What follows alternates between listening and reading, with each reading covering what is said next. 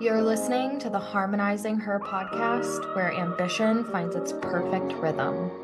The show for the multifaceted, multi-passionate woman who's ready to harmonize all parts of herself. Let's get right into today's episode. Welcome back to another episode of the Harmonizing Her podcast. In this week's episode, I'm going to explain to you why you will never catch me saying, I'm just going to push through. The way that I see it is that there's always a way to make something feel more enjoyable or more natural or more fun or more playful or more creative. There's always a way to dissolve the resistance and tap back into flow in any situation and circumstance. And we know that the root of our leadership and the lens in which we make decisions and lead ourselves and see the world lies within our value system. And if I look at my values at the end of the day, I value having fun. I value joy. I value play. I value pleasure. I value creativity. I value ease. I value flow. And so if I took the approach to just accept shitty situations for what they are and it's just gonna suck, but just for a little while, I'll just push through, that overrides and goes against my entire value system. So if I were to do that, I would be so fucking out of alignment. And if I had to guess, the same is true for many of you listening to this. You value joy, you value ease, and yet you're finding yourself in situations where you're not being congruent with your values because you're just pushing through. I was always the little girl growing up that could make any situation vibey before I even knew what vibey was. So when it came to studying, I would make a game out of it. I would get paperware and flashcards and markers that I really loved that felt like an experience to me, and I would color code things, and I would have study dates with my friends. And did studying suck? Like, yeah, I don't think any kid necessarily likes to study, but I was like, if I have to do it, then I'm gonna do it in a way that isn't so fucking dreadful. I'm gonna do it in a way that brings me some joy, that brings me some excitement, that's just more vibrationally enjoyable versus let me get out a boring piece of paper and the same old pen I've been using and sit alone on a rainy day in my bedroom and put my iPod on and just be on my way. No, there's a way to dissolve that resistance. There's a way to not make it so freaking miserable, and it's up to us to take ownership of that. I had the same approach when I was doing chores as a little kid. I have the same approach now when I'm doing things around the house or cleaning my room. I make it an entire experience. I don't just say, I'm gonna power through and clean the house today. No, we open the windows, we burn some essential oils, I get my speaker bumping, I'm having a dance party with my son.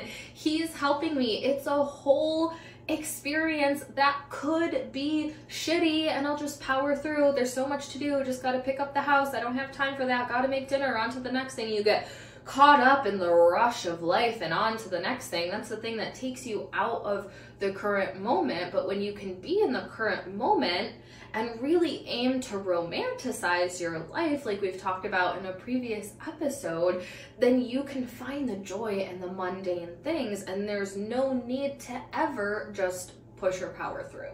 I see pretty much everything I do in my life and my business as a ritual. A ritual that I have control over, a ritual where I can turn up the dial on the vibe meter if I want it to feel more fun and enjoyable. So sometimes while certain things or tasks or situations may be unavoidable, I believe there's always a way to realign your energy, your perspective, or your approach to that situation. I always tell this story about writing emails. Early on in my business, I had so much resistance to writing emails, no matter what, a launch email, a newsletter, anytime that I had to sit down and write an email, there was just like dread in my body. And so I noticed, well, I don't really love sitting at my desk staring at a Google Doc trying to get these emails out. So I started to change my environment, and I started to actually bring my laptop into the bathtub and write emails exclusively from a bubble bath. So every single time I had to write an email, I got my ass in the tub and I made a whole luxurious experience out of it. And let me tell you what, I didn't hate writing emails anymore. I didn't put them off. I didn't procrastinate them. I didn't resist them. And they didn't take me as long as they normally would if I was sitting down miserable in front of my desk just trying to push through them. Something else to be hyper aware of, and this is something that I want you to stop doing because it's truly the biggest waste of time in your life, is creating mental dread. This is a concept that I talk to my clients a lot about, on how we just get in our heads sometimes when we know that we have to do something that we're not necessarily looking forward to, or we think it's going to be hard, and we create this big situation in our head and this energy of avoidance and dread and misery of like, it's gonna take so long and it's gonna be so hard and I really don't want to do it. And there's this whole narrative going on in our head. And what I say to my clients is, you're spending more time building up that dread than it would actually take you to just sit down with whatever it is, make it more enjoyable on purpose, and do it. I really doubled down on this mindset for myself going into this year, and a few weeks ago I had quite a few things to create. We launched a new quiz, a new masterclass, I was writing copy, I was making strategy, I was digging into the quiz results, and a past version of myself would have been like, oh my gosh, this is such a big project, it's gonna take me so long, I hope that I don't get stuck, I hope it flows out of me, it's gonna take me weeks. Like, there would have just been this mind drama, this creation of mental dread for no reason. And instead I approached it like, I have some things to create and it's gonna flow out of me and it's gonna be super easy, and I'm not gonna spend any mental real estate entertaining why it might be hard or take me a long time or whatever the fuck other stupid ass, fake ass situation I'm gonna make up in my mind. I'm gonna put my favorite playlist on, I'm gonna get myself a vibey coffee, and I'm gonna sit down and I'm gonna write these quiz results and I'm gonna write this copy. And do you know what happened?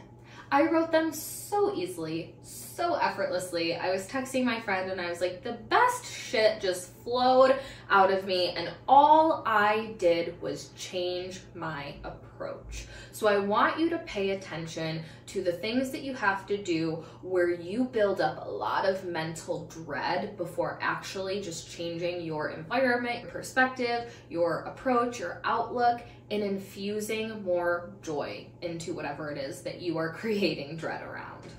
If you're telling me that I can create dread or I can create joy, I'm gonna create joy all day long, and I hope you do the same.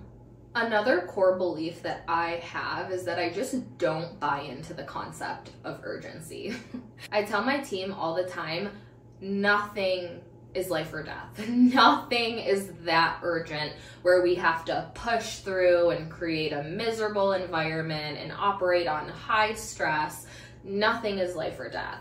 So if we need to push a project, if we need to push a launch, if we need to do it next week rather than this week, that is not a source of dysregulation for me, because nothing is on fire. Nothing is life or death. Not with clients, not with team, not with deadlines, not with dates. There's just so much room for adaptability and flexibility that if I'm in a situation where, again, I'm at that fork in the road where it's like I have to just push through it, or we just bump the deadline a week, I'm gonna bump the deadline a week, because I know that the energy I infuse into pushing through something is gonna be shitty. It's gonna take me out of alignment. It's going to blur up the things that I really want to be clear, versus just giving myself a few extra days, not buying into the concept of urgency, making the approach more enjoyable, and infusing my best energy into the thing that I'm working on.